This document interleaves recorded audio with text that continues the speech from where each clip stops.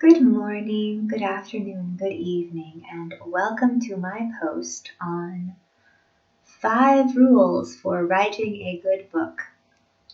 My son told me I needed to make more clickbait titles, so in keeping with that clickbait theme, my 5 rules for writing a good book are: fall in love with your characters, even if they are awful people.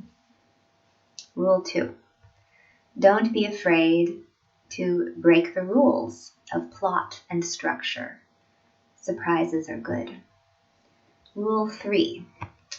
Don't be boring or write a scene just because you think you should. Rule 4. Inane dialogue may bring a scene to life, but a lot of life is boring. Rule 5. There should be a deeper reason for every single word you write.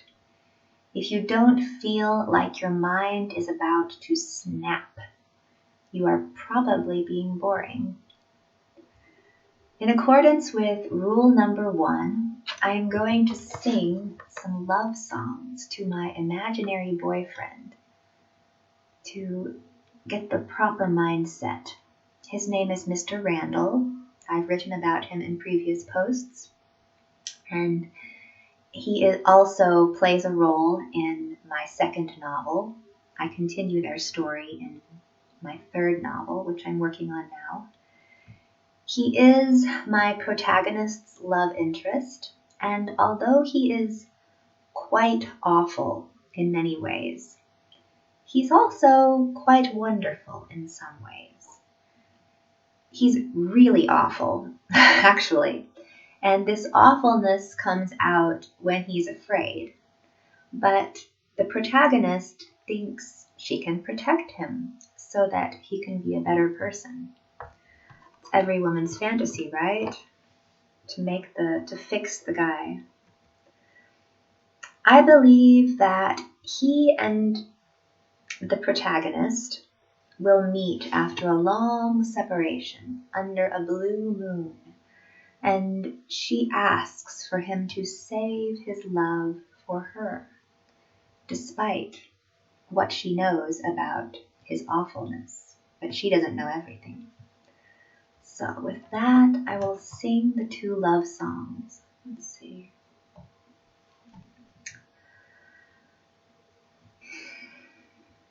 Make sure I have all the words. Blue moon, you saw me standing alone, without a dream in my heart, without a love of my own. Blue moon, you knew just what I was there for. You saw me saying a prayer for someone I really could care for, and then suddenly appeared before me, the only one my arms will ever hold. I heard somebody whisper, please adore me, and when I looked, the moon had turned to gold. Blue moon, now I'm no longer alone, without a dream in my heart, without a love of my own. She's so hopeful. Oh, what she does not know. Wish I knew why I'm so in love with you. No one on earth will do. Darling, please save your love for me. run away. If I were wise, I'd run away. But like a fool, I stay and pray you'll save your love for me. I can feel it even when you're not here. Don't conceal it. I really love you, my dear. And though I know no good can come from loving you, I can't do a thing. I'm so in love with you. So, darling, help me, please. Have mercy on a fool like me. I'm so unwise, but still I plead. Darling, please save your love for me. I can feel it even when you're not here. Don't conceal it. I really love you, my dear. And though I know no good can come from loving you, I can't do a thing. I'm so in love with you. What are the rest of the words? So, darling, help me, please. Have mercy on a fool like me. I know I'm lost, but still I plead. Darling, please save your love for me.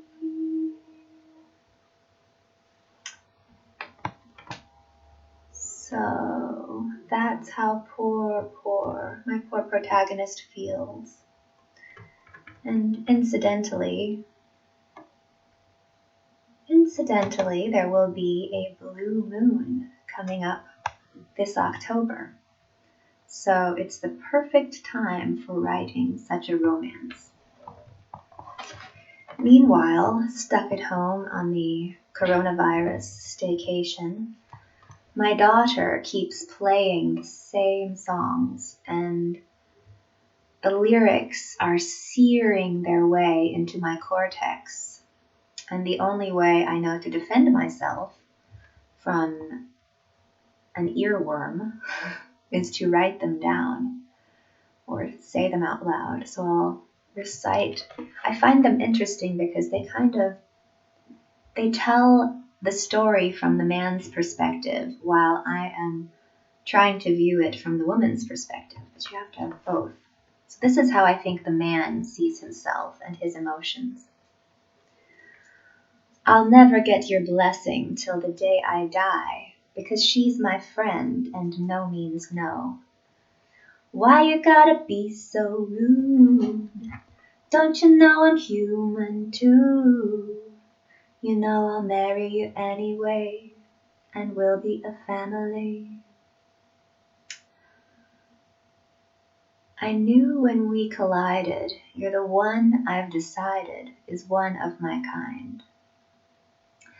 Hey, soul sister, I don't wanna miss a single thing you do or say. A game show love connection we can't deny.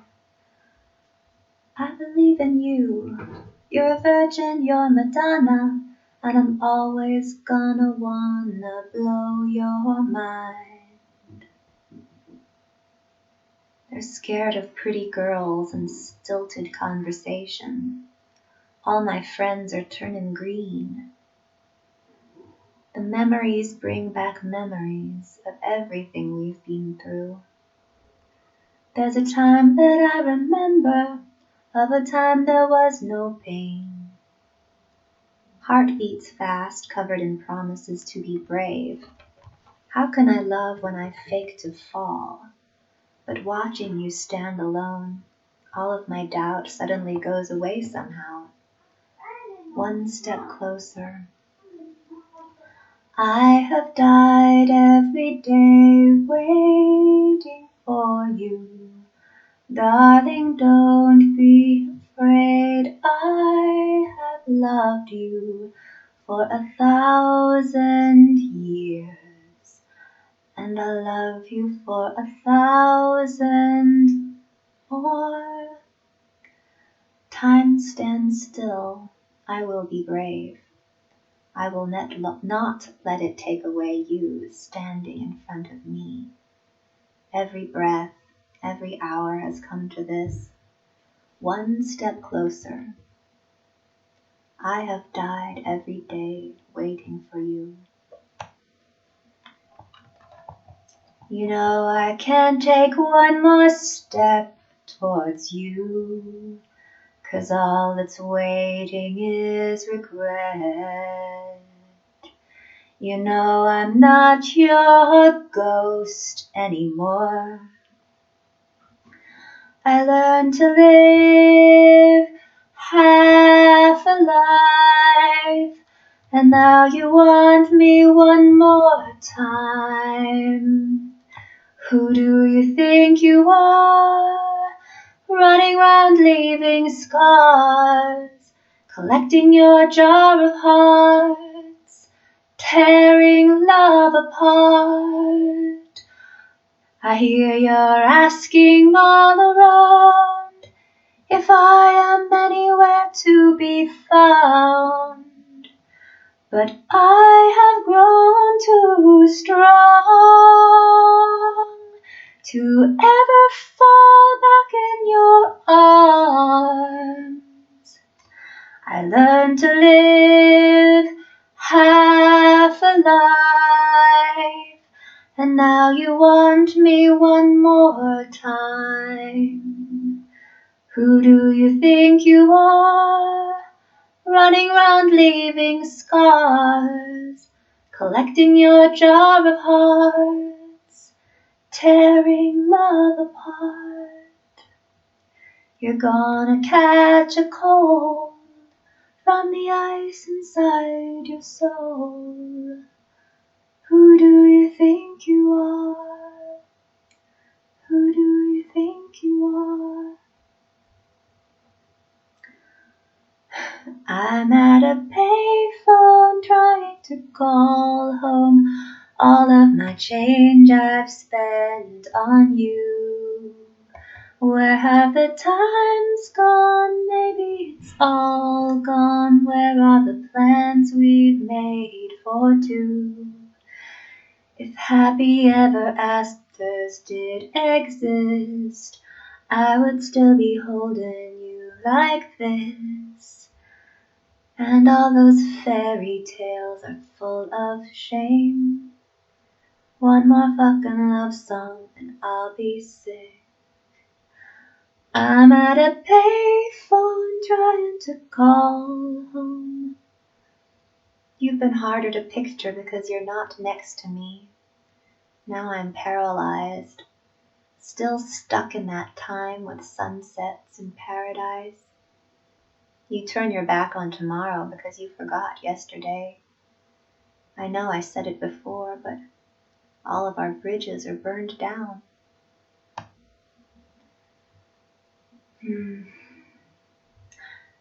To my surprise, these lyrics provided, just writing them down as my daughter played songs, they provide a nice outline for the man's perspective in this. And I initially developed an outline in an earlier post involving a woman who had acid thrown on her face and she was blinded, and I think I can splice these two storylines together quite nicely. But I need to develop the male character more, and he's going to be extremely difficult to like. And that is why I will depict him in an extremely ugly situation in which he's getting head while he's coughing and sniffing and snorting at the same time that he's leading a telephone conference with a group of sycophantic employees. And the woman under the table is someone he is paying to clean his house, and she has a sore throat after catching his flu, and they're in lockdown due to some security issue. So because of her sore throat, she's a bit limited in what she can do, yet she works on him, you know what I mean, straight through the 2.5-hour-long telephone conference. While most people would have gotten a hand cramp after 15 minutes, she manages to keep a steady rhythm on the vagus nerve while searching out as many creative G-spots as she can think of. He is paying a good sum for this job, after all. But then her young child, who is usually staying with his father, walks in while she has her face somewhere shocking. The child's temper tantrum is overheard in the telephone conference, but the only thing the man seems to notice is that it interrupted his marathon jerk-off session. And once the child is given a bowl of ice cream and an iPad, the jerk-off session resumes, and the child is justifiably annoyed to be stuck in the house of an old jerk who is using his mom in rather dirty ways. When asked about the incident later, he just says, "Yeah, that was a low point." At first, the reader will be absolutely disgusted with this man who is exploiting a single mother's poverty, but then they will feel sorry for him when they realize how difficult it is for him to ejaculate. Is the block mental or physical? The reader will be desperate to find out. And I mean, could you fall in love with a man who did that with his housekeeper? I mean, rule number 1 is you have to fall in love with your characters. And for the sake of the story, I have to convince myself that I and my protagonist could fall in love with such a man. And this love story will get another twist when the protagonist finds a document describing her love interest's history as, well, he's a secret agent of a sort. He's got quite a storied history. He's sort of a secret agent who does some sort of pimping work, and he has a history of, I guess, he was a sort of gigolo, just very promiscuous, a very promiscuous man. And when she finds this story about him, this written document, she realizes he must be even orders of magnitude more depraved than she had ever imagined. But is the document true, or was it an exaggeration? She's not sure. And she's really stuck between a rock and a hard place on this because she's hiding from a very dangerous Inquisition and she needs his help. And she has had sort of a romantic history with him, and she's found out this horrible thing about him. And things get even worse when she meets a child he had fathered and abandoned after he had seduced and infiltrated his way into the ranks of Inquisition protesters decades earlier. He had been married with a family of his own at the time that he seduced this protester. And my protagonist struggles with, the woman he'd seduced, this protester, she struggled with how she was betrayed by him for years before she succumbed to suicide by alcoholism. And my protagonist meets the child of this woman. This woman, in her memory, this man was her first love, and she thought that she was his first love. She couldn't fathom that he had been paid by the government to seduce her. So the theme of this subplot is that I want to explore what we should do with men who lack souls. Should we try to fix them? Or should we try to use them as tools, as the government often does? So I'm getting way ahead of myself here. This is only a start for the story, and it's still developing. This is where I want to take it. And if you're curious about things I've already completed, I encourage you to click on the blog post, and there are lots of links there. So thank you for watching this exploration of my creative process. I hope it doesn't make you think I'm too weird. If you're going to be creative, you're going to have to be weird. But by opening up the creative process to others, maybe it will make them feel a little bit more free in their own work.